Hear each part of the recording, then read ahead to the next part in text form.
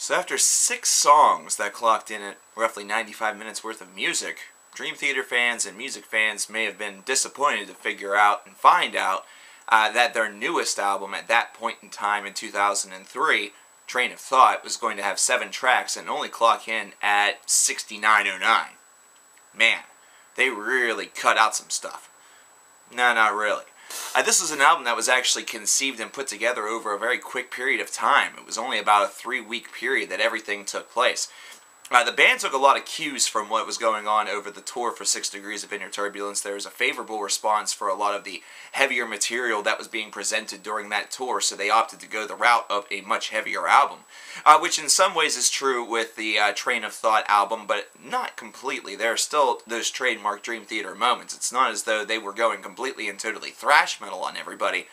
However, the transformation definitely did work in their favor, as they were able to attract a couple of fans that perhaps would have, kind of passed them by because of the whole prog stigmata. So 7 tracks in 69 minutes, I mean, you can do a lot with that. We have tracks here that range anywhere between 7.5 minutes all the way up to 14 minutes, with the last track clocking in at the 14:14 mark.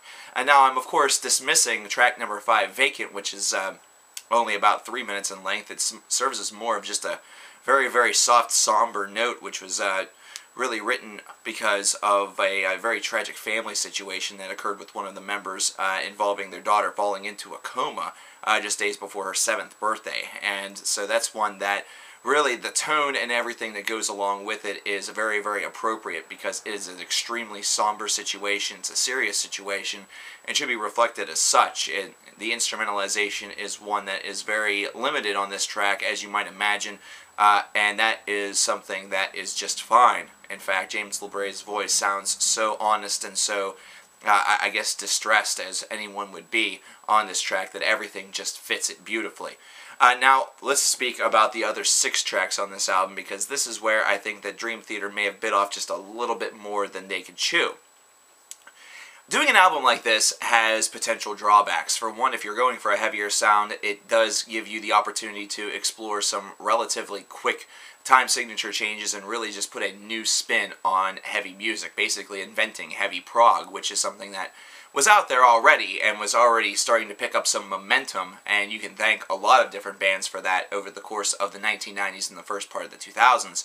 But Dream Theater was one that really made the prog side of just thrash music, or just heavy music, seem all the more appealing, and this album definitely did that quite well. Now the second part of the 12-step suite appears on this album, and at this point in time, it's still one that has a lot of momentum. I mention this because, and I'll give you a little spoiler alert, I feel that as this 12-step suite kind of goes on, and Mike Portnoy has also indicated this himself, it almost became like a homework assignment per album. It wasn't something that, whenever he initially penned the project, or, started the project with 6 Degrees of Inner Turbulence, he thought it was going to be a great way for him to get through, and it was, considering he was still at the initial stages and the initial portions of his alcoholism rehabilitation. However, as time starts to go on, it's something where it got further and further away from the time frame in which the point of sobriety had occurred. So at that point in time, all of those different feelings and emotions and everything, trying to convey them and bring them back up involves a little bit of memory, and sometimes memories can be a little bit fuzzy. Not to mention, inspiration doesn't necessarily always, draw from that. It's something that, whenever it becomes a forced entity, something that, really bears completion, then it's something that just has to be done, and kind of can sometimes diminish creativity. However, it's still strong on Train of Thought. I like the riffs on Train of Thought also. I like the fact that, this Dying Soul starts off, very, very aggressively. I like how Endless Sacrifice starts off with more of the somber note. It has the very soft vocals by James LeBray, the very impassioned, vocals that he is able to give on those softer, moments. And this is definitely one that just kind of, I think they went a little bit too far on this song, and I think that that's the one real theme that I could use for a lot of Train of Thought. It just seems like it was a little bit too much.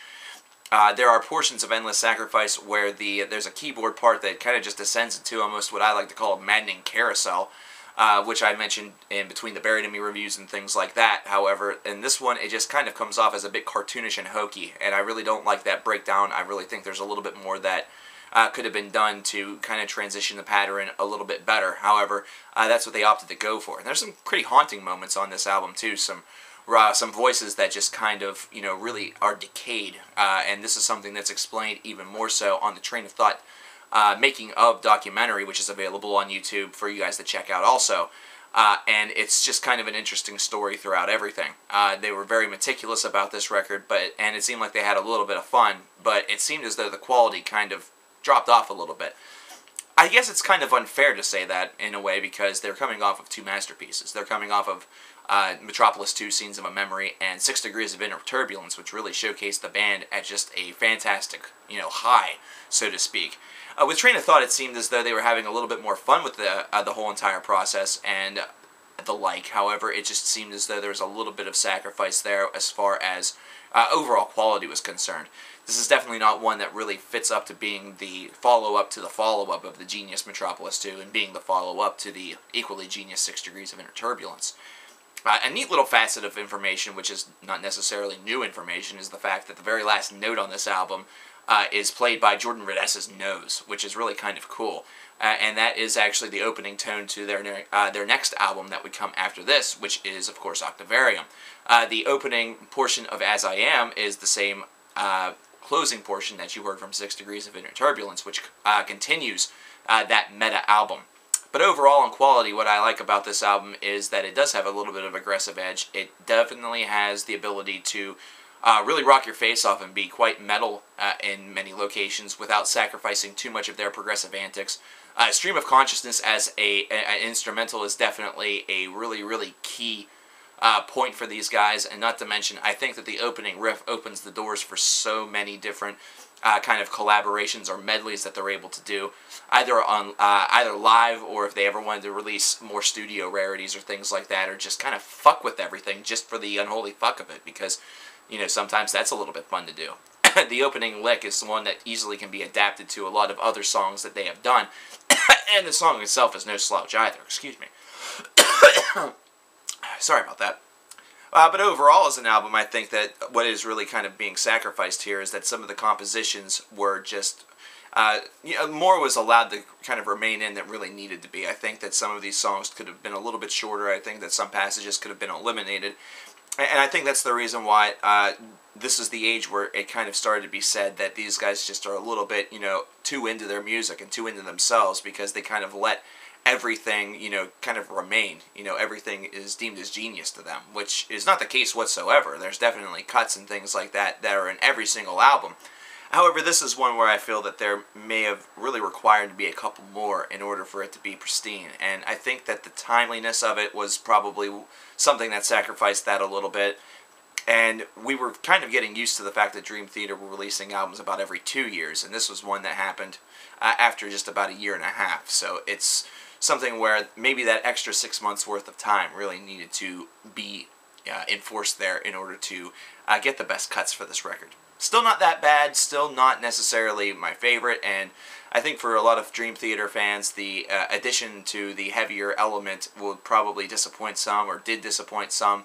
However, it definitely attracted in a lot more people. As I Am did very, very well, and the album is one that has started a string of theirs where they have charted on the Billboard Top 200, which actually had already started at this point in time, but it was starting to become more of a prevalence. They were becoming more of a force on the Billboard Top 200 once again. So there you have it, Train of Thought. The train has now left the station, and it's now time for us to go to an album that I can't make a joke for, because how do you make a joke about Octavarium? I don't think it's possible.